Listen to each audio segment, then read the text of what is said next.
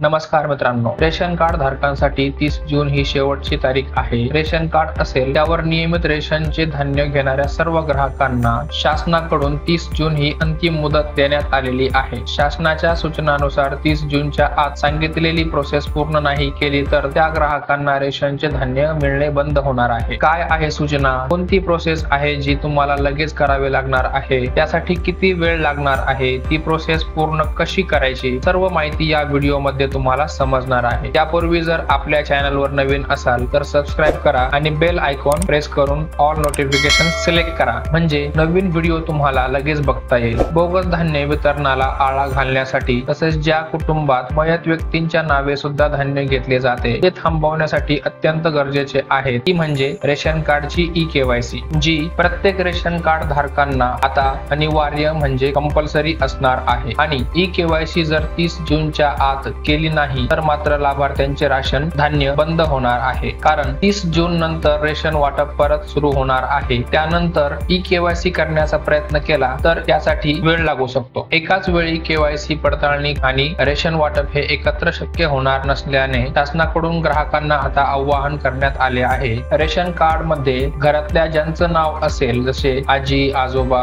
आई, वडील, भाऊ, बहीण आणि स्वतः सर्वांची ई-केवायसी पडताळणीची प्रक्रिया म्हणजे प्रोसेस पूर्ण केली नसेल तर अशा ग्राहकांना धान्य वितरणाचा लाभ मिळणार नाही, असे पुरवठा विभागाकडून सांगण्यात आले आहे. म्हणून आता प्रत्येक रेशन कार्ड धारकाला ई-केवायसी करणे बंधनकारक म्हणजे कंपल्सरी असणार आहे. मित्रांनो, याबाबत एप्रिल 2024 मध्ये केंद्र सरकारने पुरवठा विभागाच्या तहसील स्तरावरच्या कार्यालयांना कुटुंबनिहाय रेशन कार्ड मधील सर्व लाभार्थ्यांची ई-केवायसी पडताळणी करण्याचे आणि ते मे महिना संपेपर्यंत सर्व प्रोसेस पूर्ण करण्याचेही निर्देश दिले होते. पण लोकसभा निवडणूक असल्यामुळे सर्व कामे मागे पडली. म्हणून आता प्रत्येक रेशन कार्ड धारकांनी रेशन कार्ड मध्ये नाव असलेल्या प्रत्येकाची ई-केवायसी 30 जून पर्यंत पूर्ण करायची आहे. आता तुम्ही म्हणाल ही ई-केवायसी करायची कशी? तर मित्रांनो, यासाठी तुम्हाला तुमच्या परिसरातल्या स्वस्त धान्य दुकानात जाऊन ई-पॉस डिजिटल मशीनच्या सहाय्याने ही केवायसी पूर्ण करता येणार आहे. त्यासाठी गरज आहे की फक्त तुमच्या आधार कार्ड नंबरची. पोस्ट मध्ये तुमचा आधार कार्ड नंबर फिडिंग केला की ई-केवायसी पूर्ण होते. त्यामुळे घरातल्या ज्यांचे नाव रेशन कार्ड मध्ये आहे त्या सर्वांचा आधार नंबर यासाठी आवश्यक असेल. मित्रांनो, ही प्रोसेस फक्त काही सेकंदाची आहे, याला जास्त वेळ लागत नाही. लक्षात ठेवा,